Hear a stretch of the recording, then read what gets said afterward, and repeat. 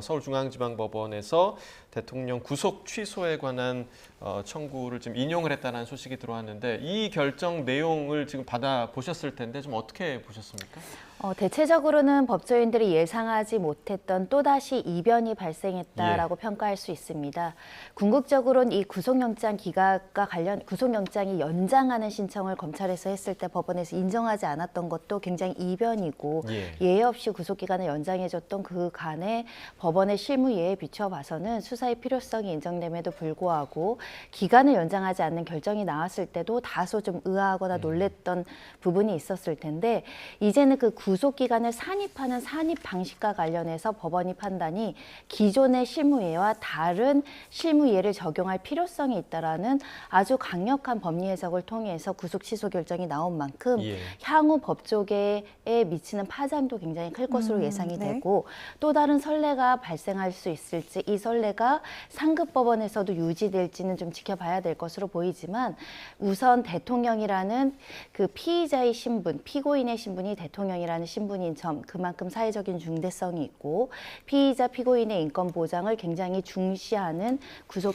취소 결정이 아니었나 그런 생각을 합니다. 네, 자 지금 뭐 법원에서 든 이유가 좀 여러 가지가 있었는데 첫 번째는 그 구속 기간이 만료되지 않은 상태에서 공소가 제기된 것이다. 뭐 이런 부분을 지금 저희가 받은 재판부 설명 자료에 좀 있었는데 이 두 번째에 보면 설령 이런 상황이 아니라 하더라도 구속 취소의 사유가 인정이 된다. 이런 내용이 좀 있단 말이죠. 그러니까 이 구속 기간에 관련한 논란을 그래도 재판부가 좀 의식을 했다. 이렇게 좀 해석을 할 수 있지 않을까요? 어떻게 보십니까, 김영수 기자?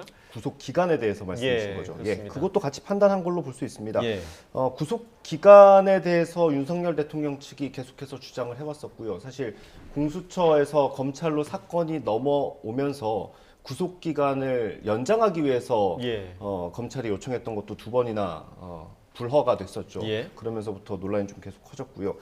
이번 재판부도 구속 기간이 윤석열 대통령 측의 주장처럼 일로 계산하는 게 아니라 시간으로 계산을 해야 된다라고 재판부도 판단한 걸로 보입니다. 근데 이 부분에 대해서는 사실 손종희 변호사님 워낙에 그동안 검찰에서 계산해왔던 계산법과 지금 너무 다른 거 아니냐. 만약에 이렇게 되면 이런 지금 판례가 좀 선례가 되기 때문에 나중에 또 혼란이 예상되는 거 아니냐 이런 우려가 있을 수밖에 없거든요. 이 사건 같은 경우는 구속 취소 결정에 국한되기 때문에 이와 관련한 대법원 판례로서 확정되지 않는 한 기존의 실무예가 변경될지는 좀 지켜봐야 될 것으로 보입니다.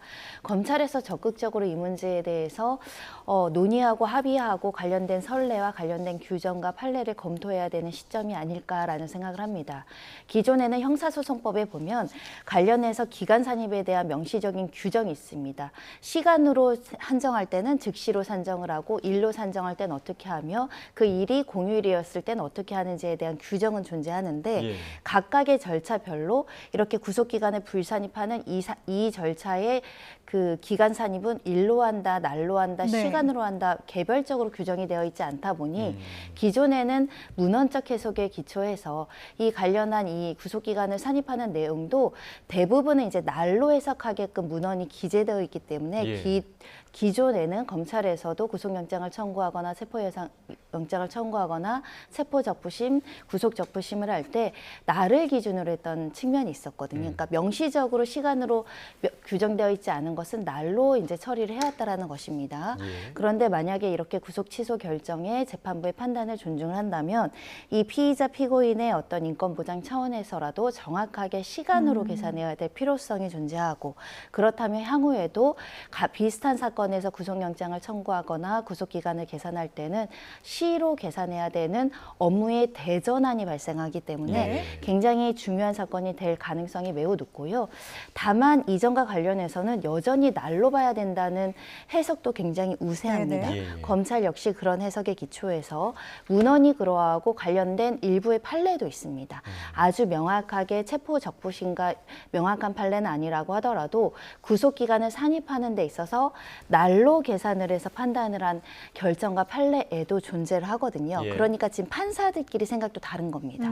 그런 측면에서는 다양한 해석 속에서 일단은 절차를 엄격하게 하고 피의자의 방어권을 보장하고 애매할 때는 피고인의 이익이라는 기본적인 형사소송법의 원칙, 무죄 추정의 원칙을 강조하다 보니 이런 해석도 가능하다라고 이야기를 하지만 이 해석 자체가 확정적인 해석이라고 볼 상황은 아니고, 왜냐하면 이 결정도 검찰이 즉시 항고를 할 수도 있고 네. 또 1, 2, 3심을 지나면서 구속기간 산입과 관련한 1, 2, 3심의 판단이 엇갈릴 가능성도 배제하기는 어렵습니다. 네. 그런 만큼 향후에 최종적으로 우리가 이런 구속기간을 시로 할지 날로 할지 좀 현재 이 판단이 나옴으로써 애매해진 측면이 있는데 좀 그 기준점을 제대로 또 찾아가야 되지 않을까 합니다. 예.